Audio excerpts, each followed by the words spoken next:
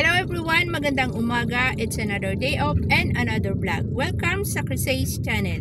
Siya si Chris.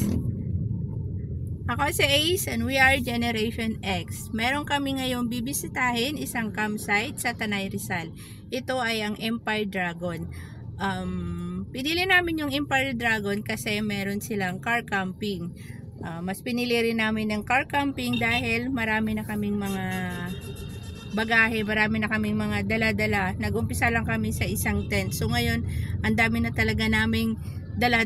Sana po makatulong itong video na to upang mabigyan namin kayo ng idea tungkol sa camping. Sa mga nag-uumpisa pa lang, sa mga nagbabalak pa lang, kasi alam ko marami ng mga veterano sa camping. Sana makatulong ang video na rin na to kung saan kayo maaaring pumunta, lalo-lalo na pag car camping ang pipiliin nyo. So tara guys, samahan nyo kami, tingnan natin kung anong meron sa Empire Dragon. Everyone, welcome sa Empire Dragon Campsite. Ang Empire Dragon Campsite ay matatagpuan sa Santa Ynez Road, Barangay Santo Niño, San Andres, Tanay Rizal, na humigit kumulang 2 oras na biyahe mula sa Maynila. Ang campsite ay may sukat na 1.8 hektarya at nag-aalok ng iba't ibang amenidad tulad ng swimming pool, banyo, shower room, laboratory, bonfire pit, basketball court, pangingisda, crab picking, ATV rides. Meron din itong 24 oras na seguridad, Wi-Fi access, mga kubo at cottages, tent rentals, libreng misa at upuan, pet-friendly at child-friendly environment. Ang campsite ay may solar light, access sa tubig, at mahigpit na patakaran sa katahimikan upang mapanatili ang kapayapaan ng paligid. Inirekomenda ang paggamit ng sasakyan na may mataas na ground clearance dahil sa hamon sa pagtawid sa ilog sa panahon ng tag-ulan. Para sa booking at karagdagang impormasyon, bisitahin ang kanilang Facebook page na Empire Dragon Campsite. Mula Cubao, maaaring magpunta sa Empire Dragon Campsite sa Tanay Rizal sa pamamagitan ng pagmamaneho sa EDSA patungong Aurora Boulevard, dumaan sa Marcos Highway papuntang Antipolo at sundan ang Maraliki Highway patungong Tanay Rizal. Sundan ang Santa Ynez Road hanggang sa Barangay San Andres kung saan matatagpuan ang campsite. Sa pampublikong transportation naman, sumakay ng jeep o UB Express patungong Cogillo Gate 2, mag-jeep patungong Sampaloc Tanay at mag-charter ng tricycle o mag-ugnayan sa campsite para sa pick-up. Tandaan na kailangan ng online reservation bago pumunta dahil hindi tumatanggap ng walk-in guests ang campsite. Sa daanan, maraming nagtitinda ng mga seasonal fruits in affordable price. So guys, time check, 11:04. Kung malapit na kayo sa campsite, lubak-lubak. May madaanan kayo ritong lubak-lubak. Pero kaya naman ng sedan. Saka tingnan nyo may mga motor hindi naman kinakaya. Ano lang to guys, hindi ito mahaba. Konti lang to. Na lubak-lubak papuntang kung saan kayo pupunta. Kasi maraming mga campsite dito eh. Guys, time check, 11:10. Andito na kami sa Empire Dragon. Tawid ilog. So yung Empire Dragon nandoon. Yung papunta doon ibang campsite din yun. So dahil summer ngayon, wala masyadong tubig yung ilog dito.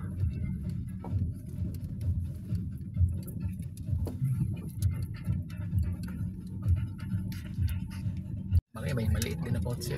Welcome sa Empire Dragon Campsite. Ang bubungad agad sa inyo ay ang kanilang camping ground na malawak kung saan maraming puno ng mangga.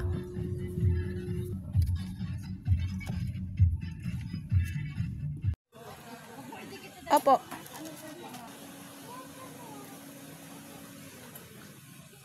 Ilan pong adults, ma'am? 2 lang. Wala pong kids? Wala. Ano po kayo, ma'am? Ano lang? Car camping. Diyan na po kayo ba, ma'am? Saan? Meron pa.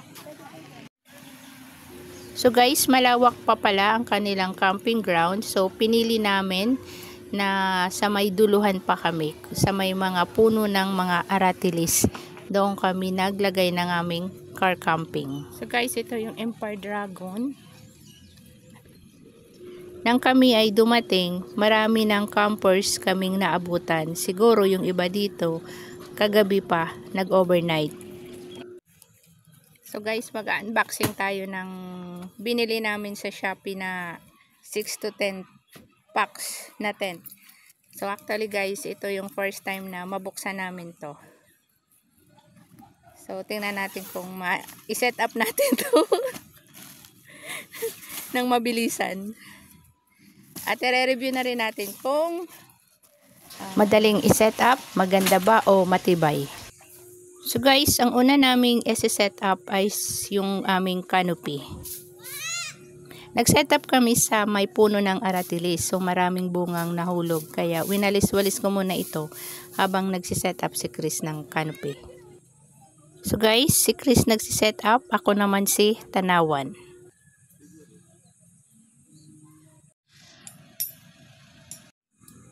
Guys, yung unang setup ni Chris ng canopy ganito. Pero ngayon, ito na. O diba? Malapit nang ma-perfect. Ang mga pole ng tent na ito ay magkakadugtong na. Kailangan mo na lang silang ilak. So, madali na lang.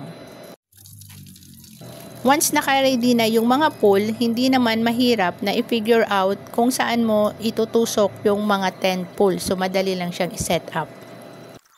Yung tatlong maliliit na pole, yun ang magiging base ng tent sa taas. At yung black na mga pole ang magsisilbing haligi ng tent.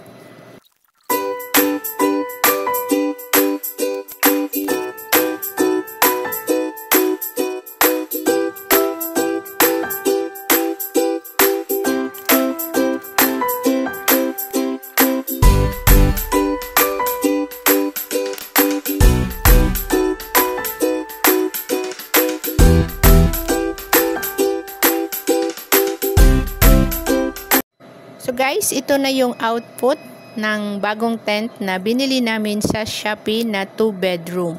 Akala ko yung 6 to 10 packs ay malaki siya. Hindi naman pala guys. If you are family of 4, sakto lang din to sa inyo. May mapaglagyan pa kayo ng mga gamit nyo. Kung couples din kayo, mas saktong-sakto din talaga kasi may space pa rin sa mga gamit. At naglagay rin pala kami guys ng trapal as base ng aming tent saka canopy just in case na umulan. Hello guys, good afternoon. Time check 1:46 ng hapon at ito na yung setup ng aming tent. So from pula, green. So 6 to 10% to guys, pero cute siya. Meron siyang hati sa gitna, 2 rooms. So ayan, mas mukhang okay yung ano namin ngayon. Setup ng tent. Binili namin to guys sa Shopee. Lalagay ko yung link or yung shop na pinagbilhan namin dito. After namin ma-set up yung tent, time na para magluto na naman kami ng late lunch namin. So ang menu natin ngayon ay ginataang ulo ng tambakol. So guys, kakain pa lang kami ng tanghalian namin. Mag-aalas 2 na. Ginataan na tambakol. Tambakol at pusit. So, let's eat.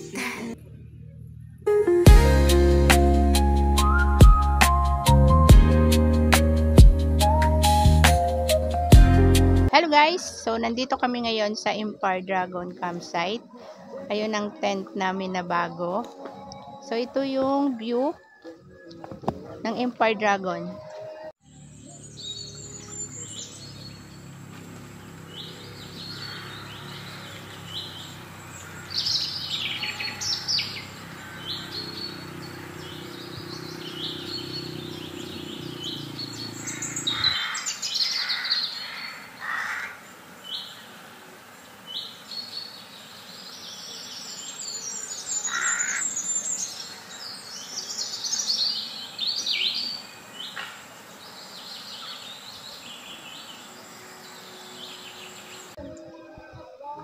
So guys, meron silang mga tipi house.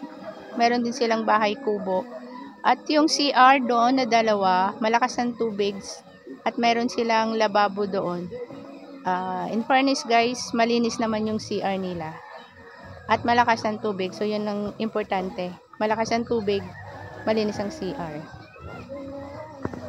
So guys, nagpabook kami sa Facebook page ng Empire Dragon. So pag sinearch nyo sa Facebook page, pag sinearch nyo sa Facebook yung Empire Dragon, makikita nyo naman. So doon po kayo magpa-reserve kung gusto nyo po dito. Matahimik yung lugar, maraming puno, at hindi naman siya masyadong crowded even though ngayon ay weekends. So guys, bundok din yon. Tapos marami silang tanim dito ng mga aratilis. Ayan. So guys, may ano yan. May bunga yan. Tilis. Hindi ko alam eh. Tawag sa amin to aratilis eh. Dito hindi ko alam eh. Ayun o. Ayan.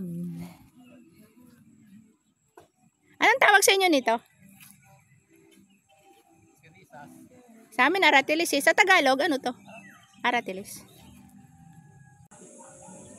So guys, ito yung aratilis.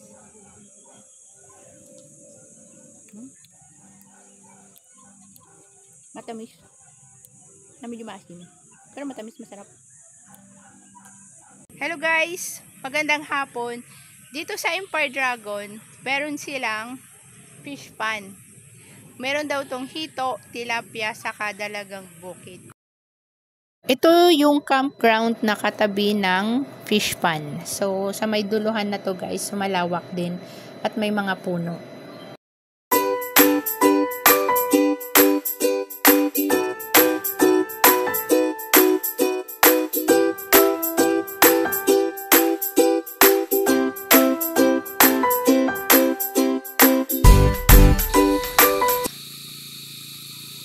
Hello guys, magandang hapon.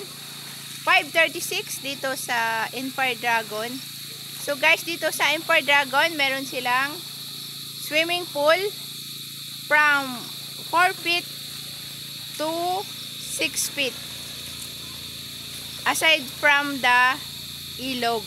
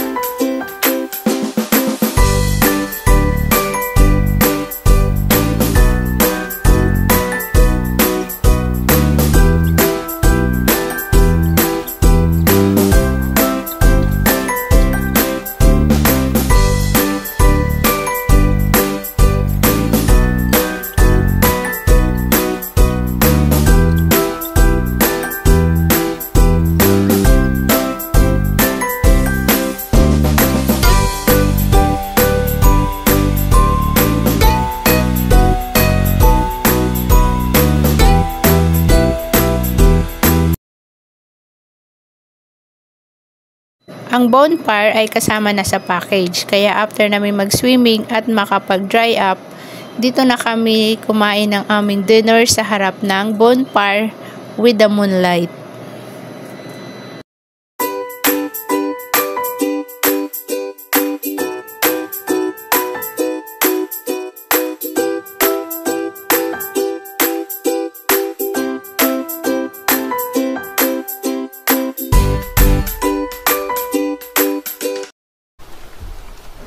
From midnight to 2 AM, umuulan. So, nabinyagan yung bago naming tent.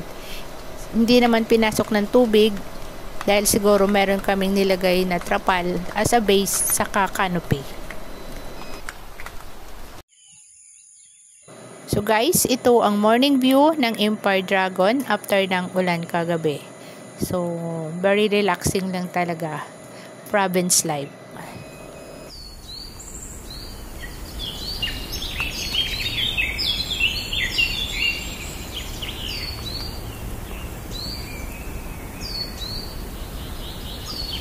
Hello guys, good morning. 5:37 dito sa Empire Dragon. Umulan kagabi around mga 12 o'clock hanggang mag-aalas 2. Hindi naman siya ganun kalakas, pero ulan siya. Nag-worry kami baka pasukin ng tubig yung tent namin sa ilalim, pero buti naman hindi. So nabinyagan yung tent na binili namin sa Shopee na 2 bedrooms, good for 6 to 10 person, pero ang cute niya guys. Pero so far, maganda naman yung tent na nabili namin. Meron kaming canopy, kaya siguro hindi rin ganun siya na, nabasa yung buong tent. Yung sa may gilid lang. Kami ang Generation X na sinusubukan ng mga bagay na hindi namin nagawa noon tulad na mag-travel, explore at adventure. Sana mag-subscribe din kayo sa channel namin upang maisama namin kayo sa sunod naming travel at mga camping.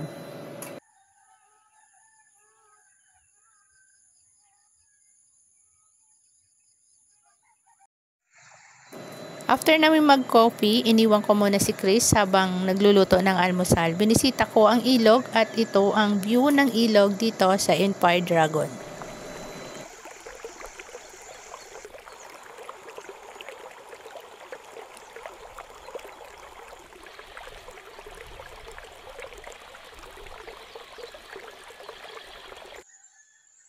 Meron din silang half court dito sa loob ng Empire Dragon. Para sa aming breakfast menu, meron kaming scrambled egg, tuyo, at meatloaf.